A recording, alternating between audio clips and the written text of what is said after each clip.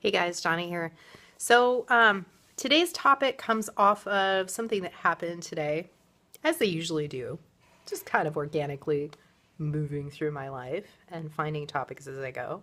So today's topic has to do with a series of parental phone calls that I have had to make over the past couple of weeks for a variety of reasons. We've got, the end of the year coming up for teachers, and so it's always like that push-pull struggle of like the last minute trying to get, especially with eighth graders or 12th graders, trying to get them graduated, moving on into the world. It's already a struggle being a teenager, but then you add on to that, like, a lot of other issues that the kids have at those ages. And many of us have experienced that, have experienced kind of tough years in our teen years. But as a teacher, we're not babysitters, especially when you get to junior high and high school age. And yet sometimes we end up a little bit in that role because things aren't necessarily like, happening at home or wherever else. And so most of my parents, I am going to give huge kudos to most of my parents because most of my kids' parents are on it. They're doing what they can do too. And and they're supportive both ways. We're a team, right? And I'm a big on calling parents. I mean, having been a mental health counselor after teaching for all those years has a really different, my expectations and the way that I am in the classroom and everything is so much different now than it was 10 years ago because I've done other things. I've worked with kids in different ways and families in different ways. But I'm a huge proponent of getting the family involved because a teacher only sees the kid maybe 50 minutes to 90 minutes a day, every other day sometimes. We're not actively involved all the time. We don't see the stuff that goes on at home. We don't see the stuff that goes on, when we're not around. So we're interacting with these small human beings, like, on a very limited basis a lot of times.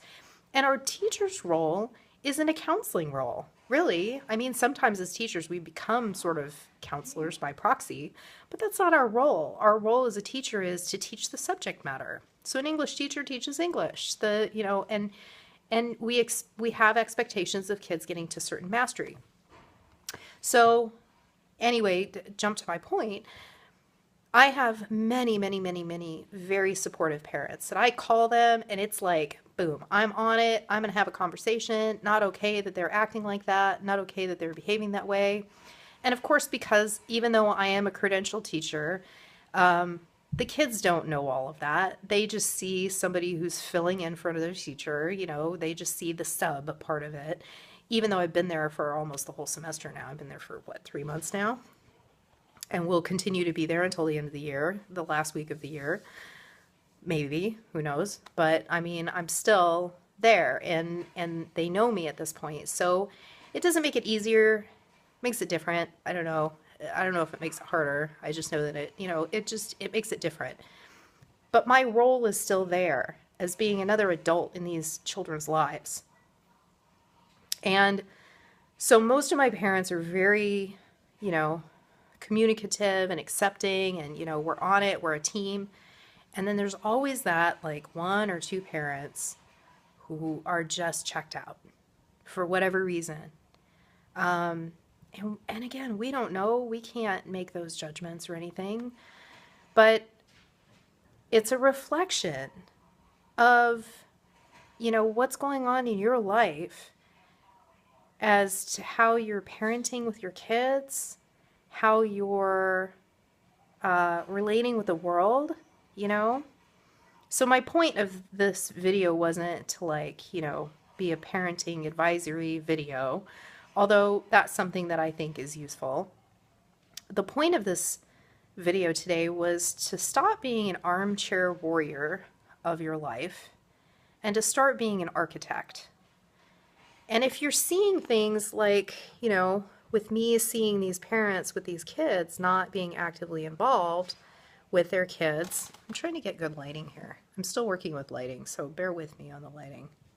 You guys can like fill me in on how things look. But anyway, so I really, obviously as teachers, we want these kids to succeed in life.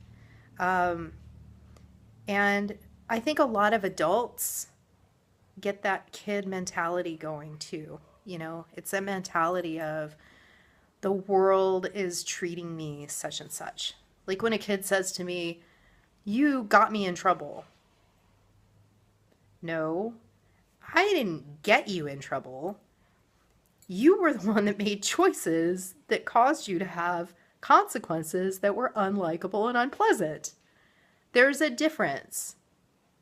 I mean, that's not my burning desire. Any teacher out there knows this. In fact, any teachers out there who want to like join in on this, we don't go home at night and plot out ways of destroying our students' lives.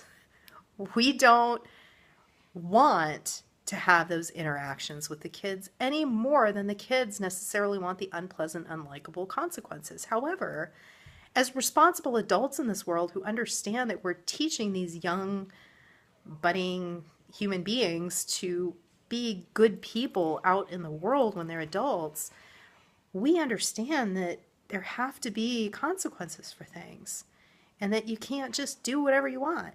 You can't just be however you want. You have to do things within a certain set rule system, whether you like it or not. And if you don't like it, either get yourself into a situation where you can change it, like becoming a politician or voting, or move somewhere else. I don't know. I mean, it's like we can't have equality for everybody, but we've got to have like, a baseline where everybody can like function in the world.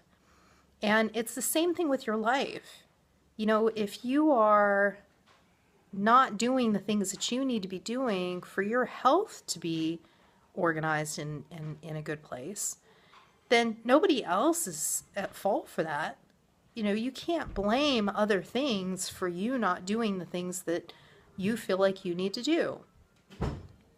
If you feel like, your work schedule is too crazy and you just don't have time to work out, and yet that's what's holding you back from reaching your goals, that's not anybody else's fault. Figure out a way to work it in. Become an architect instead of an armchair warrior. Because armchair warrioring is really just complaining. It's really just sitting back and not taking an active participatory role, letting other people do things. I mean, I can't work out for you. I say that to my clients sometimes. Sure, I'll work out for you today. I'll eat healthy for you today. That doesn't work. I'll make good choices for you today. It's all excuses. I don't know. I'm sorry. It's overwhelming to me sometimes because I just think to myself, oh, the lighting's really bad. So I just think to myself, when we complain about things and we feel like we're being victimized by society, or we feel like we're being victimized by other people in, bad relationships, for example. If you're in a bad relationship, now you might be in a relationship that's toxic. Oh, there we go. That's better lighting. So you might be in a relationship that's toxic. Well, how much of that is your choice to be in the relationship? And how much of that should be your choice to get out of that relationship and find a better relationship? And stop blaming other people for things, If you're in a career or a job that you hate, why aren't you looking for another job? And if you are looking for another job, then that should be taking up a lot of your time to want to get into that, a new job as quickly as possible. Or realize what it is about the current situation that you're in that you don't like. What can you change about it? It's a victimization. We sit back and we're like armchair warriors of like victimizing, of being victims, then we are passively allowing other people to make choices for us. We are actually literally accepting that role as a victim instead of doing something about it and being an architect. And that's how I like to think about it. I like to think about, like, my job is helping people become architects of their own destiny. It's what I do as a teacher. It's what I do as a mental health counselor. It's what I do as a personal trainer. It's what I do as a business owner. It's what I do as somebody who's becoming proficient in social media. I, you know, I do the work in order to help people stop being complacent acceptors of being victims and to stop just sitting back and being passive livers of their life. So if you struggle with that, then that's something that it might not only be affecting you, but it's probably affecting other people in your life. Like those parents who aren't reaching back to me, there's a reason. And there's a direct correlation between why their kid is acting the way their kid is acting and the fact that the parent is not being actively involved in any way, shape, or form. And you know what's amazing to me is that through the years, this isn't like it cuts across socioeconomics, it cuts across race. I mean, some of the least actively involved parents are some of the most surprising people that you would never in a million years think were not active parents and were not doing their jobs as parents. I've had professionals in fields that you would, again, never in a million years think were negligent or would be negligent of their own kids being negligent. And I know I've been there from a personal perspective in terms of like going through my own stuff and not necessarily doing everything that I needed to do. I get that. But if you don't reach out and make those changes and get the help and accept the help and understand that nobody's there to judge you in that it's okay to ask for help sometimes. It's okay even for those of us who are professionals to reach out. I mean, you guys know I'm very open and honest about my story because I want people to learn from it. I want people to understand that just because you're an active professional in education or mental health doesn't mean that you're not a human being. And it doesn't mean that you don't sometimes need help.